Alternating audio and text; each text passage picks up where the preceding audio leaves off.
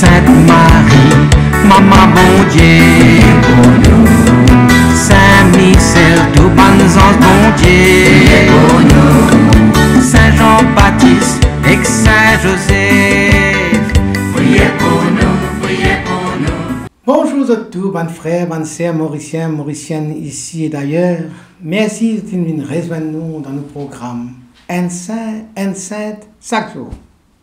Dans ce programme-là, nous pouvons l'occasion faire un peu connaissance avec bonnes saints, bonnes saintes, qui l'Église invite nous pour célébrer chaque jour. Et nous pouvons aussi demander prier pour nous et prier pour nos familles. Aujourd'hui, 24 août, l'Église invite nous pour célébrer mémoire Saint-Barthélemy. Saint-Barthélemy, patron ban boucher, ban tanner, ban qui travaille avec la peau, ban relieur, ban menuisier, ban charpentier, ban profession qui est associée avec le travail du cuir, parce qu'il fait écossais vif selon la tradition.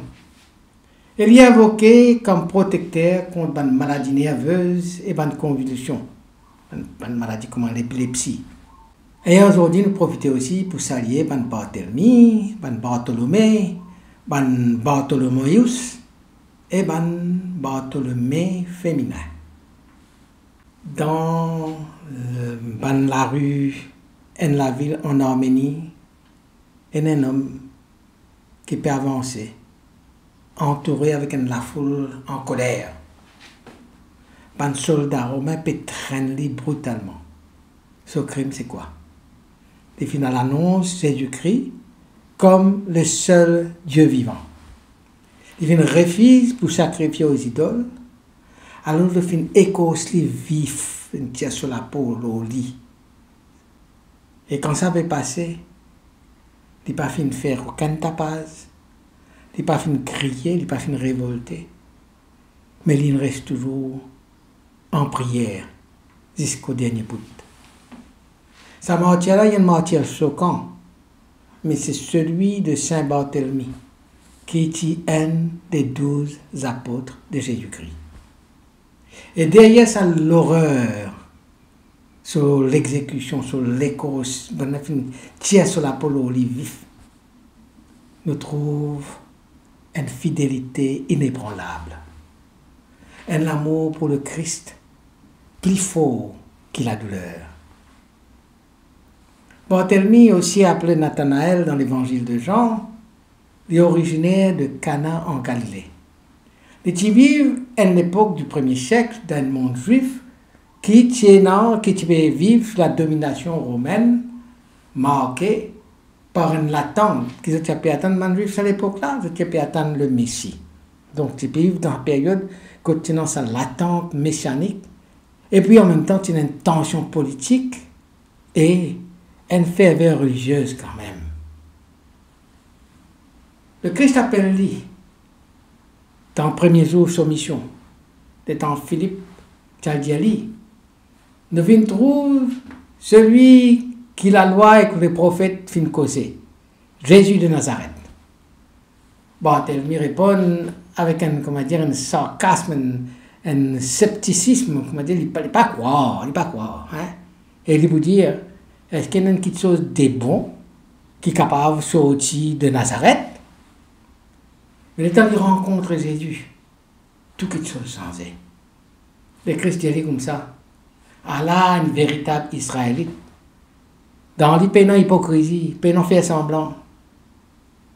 Barthélemy, alors il reconnaît le Christ comme fils de Dieu et il devine l'apôtre de Jésus, un apôtre de Jésus. Barthélemy, c'est un homme sincère, direct, mais pas naïf.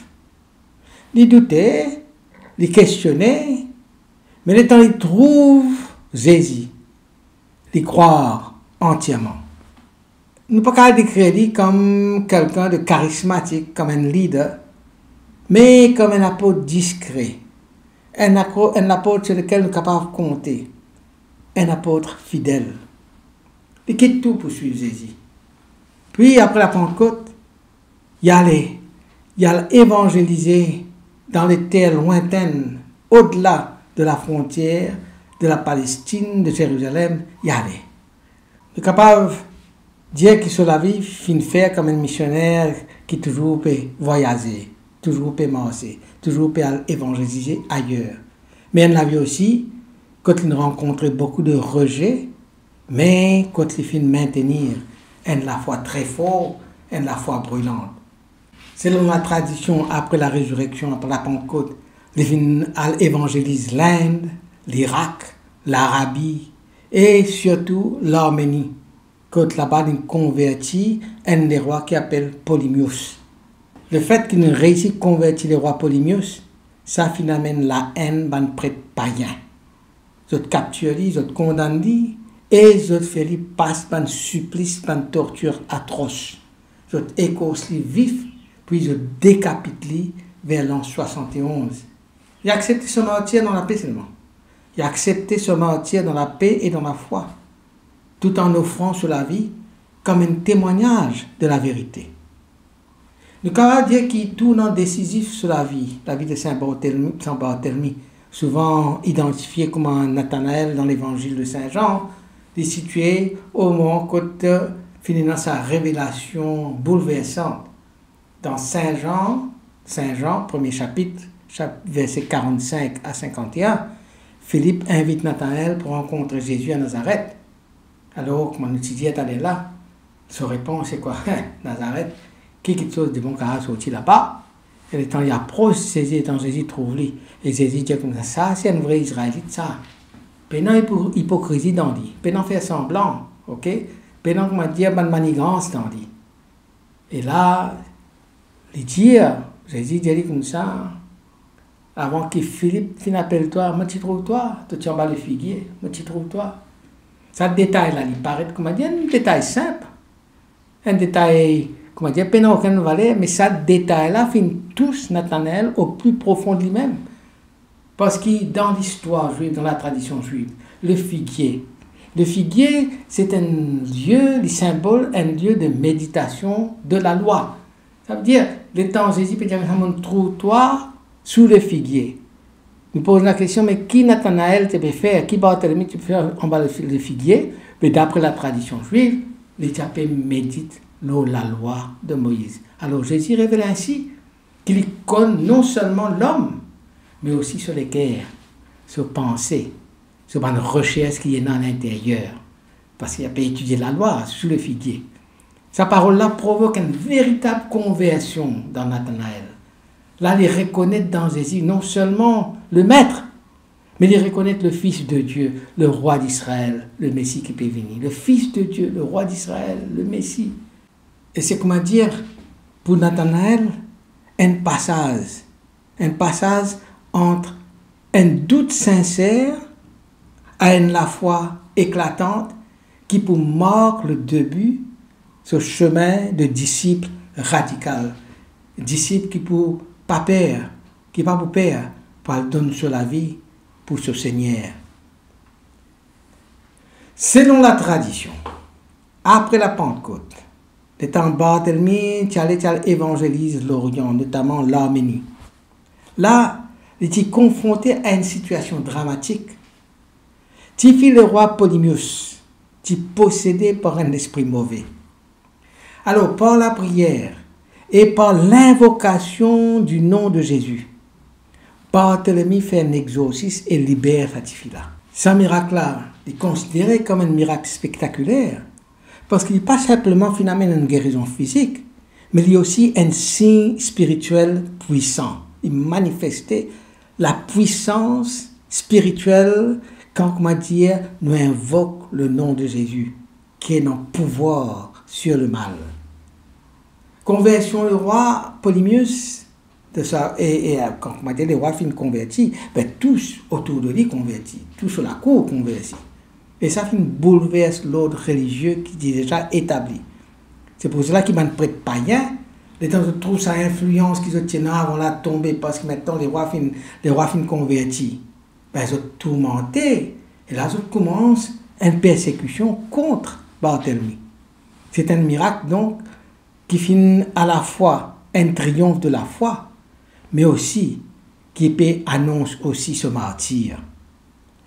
Après son martyr, selon la tradition, les films écossais vifs, comme on finit de dire, sur l'écho, je tiens transféré à Rome, dans l'église San Bartolomeo, à Rome, ce relique, je là, et je encore vénéré. Plusieurs récits, dis-nous, qui sur l'écho, qui restent toujours intacts, pas finis pourris, pendant des siècles. Et c'est un signe de sainteté dans la tradition chrétienne. Une guérison miraculeuse qui finit passer auprès de ce relique, notamment les temps de l'épidémie, beaucoup de miracles finissent arriver par rapport à des gens qui finissent arriver sur relique, tous sur relique, et de finissent guéris de cette épidémie-là. Cet événement-là finit renforcer aussi la dévotion populaire envers Saint Barthélemy, en particulier dans la région d'Italie et d'Arménie. Saint Barthélemy, même chrétien l'apôtre du premier siècle, l'apôtre de Jésus du premier siècle, il reste une figure profondément actuelle pour nous aujourd'hui. Dans un monde sceptique, dans un monde qui peut douter. Il montre que le doute n'est pas un obstacle à la foi, mais il est capable d'être un point de départ. Matin, couli. Qui est de mon capable de sortir de Nazareth, le temps Philippe de l'île, comme ça nous rencontrons le Messie? Tu doutais. Mais ça doute-là qui finit amené. Il a amené vers la foi profonde qui finit amené jusqu'à donne sur la vie, pousse à la foi là. Ce cheminement personnel, il y a une cause qui peut chercher sincèrement la vérité. Dans une société saturée d'apparence, il y a encore la foi qui n'a pas fait semblant, la foi authentique, la foi enracinée dans la vérité intérieure. Par ce discrétion, il y a un modèle de fidélité silencieuse. Il n'y a pas qu'un grand discours, mais il nous donne la vie marquée par la fidélité à l'évangile, à la fidélité à son Christ, son Maître, à son Dieu, jusqu'à accepter le martyre. Ce témoignage radical rappelle que la foi chrétienne n'est pas tiède. Il est engagé et il engage toute la personne totalement, entièrement. Et ça, l'engagement, il amène jusqu'à don total de nous-mêmes. Dans le monde, quand la foi est souvent relativisée, de croire ça, ben il est bon, de pas croire ça, c'est ok, etc., etc. Quand au lieu que nous affirme la vérité de la foi, on nous passe un petit peu d'hiver par-ci, par-là, juste pour nous faire nous accepter et pas rejeter par les autres. Barthélemy vient inviter nous à une fidélité simple, mais entière à l'évangile. Pas compromettre l'évangile, pas casse-contour avec l'évangile. Affirme ou fidélité simple et directe de croyance dans Jésus-Christ, dans sa parole, dans l'évangile. Il peut dire dans Saint Jean, Rabbi, toi-même le Fils de Dieu, toi-même le roi d'Israël, Saint Jean chapitre 1er, verset 49. Une parole prononcée dès qu'il rencontre Jésus, il prononce sa parole-là. Du doute, il ne fait que douter. Et là, il a une parole comme ça, Rabbi, toi-même le Fils de Dieu, toi-même le roi d'Israël. Une parole qui est prononcée avec une intensité théologique remarquable. Une connaissance de Dieu remarquable à travers sa parole-là. Il anticipe la foi pascale des apôtres, bien avant la résurrection. Et il exprime la reconnaissance de Jésus comme maître, un guide spirituel. La foi en sa divinité, Fils de Dieu, une affirmation rare à ce stade dans le récit de l'Évangile. Il proclame la royauté messianique, roi d'Israël, maître, Fils de Dieu, roi d'Israël, une vision claire de la mission du Christ. Sa confession de foi, une confession extraordinaire, fulgurante, comment dire, il révèle qui Barthélemy tient déjà un cœur déjà préparé, un esprit déjà ouvert pour recevoir la lumière divine. Il résume en une phrase l'essentiel de la foi chrétienne. Maître, Fils de Dieu, Roi d'Israël, ça définit le Christ. C'est l'essentiel de la foi chrétienne. Alors à nous prier. Saint Barthélemy, toi qui finis connaître le doute, mais qui n'as pas fini l'histoire touchée par une incrédulité, mais tu finis l'histoire touchée par le regard du Christ. Et nous pouvons nous l'équerre à la vérité. Toi qui finis quitte tout pour l'annonce de l'évangile, donne-nous ton courage, donne-nous ton zèle, donne-nous ta fidélité pour faire pareil. Soutenir tout le monde qui aujourd'hui encore sont persécutés pour toute la foi. Intercède pour qui nous pas peur pour témoigner, même dans la souffrance, même dans le rejet. Toi qui viens connaître la gloire du martyr, apprends-nous pour vivre dans la lumière et pour reconnaître dans Jésus-Christ le Fils de Dieu et nous le roi. Saint Barthélemy, apôtre du Christ, priez pour nous, priez pour nos familles. Amen. Qui bon Dieu bénisse et que tu le proche. Qui sur l'esprit habite toujours dans eux. Qui les protège toujours et partout. Au nom du Père et du Fils et du Saint-Esprit. Amen. Et à demain. Saint-André et Saint Matthieu, priez pour nous. Saint-Jean, Saint-Marc et Saint-Luc, priez pour nous, priez pour nous, priez pour nous. Sainte Marie-Madeleine et Saint-Étienne, priez pour nous. Saint-Ignace et Saint-Laurent, priez pour nous. Sainte Perpétue.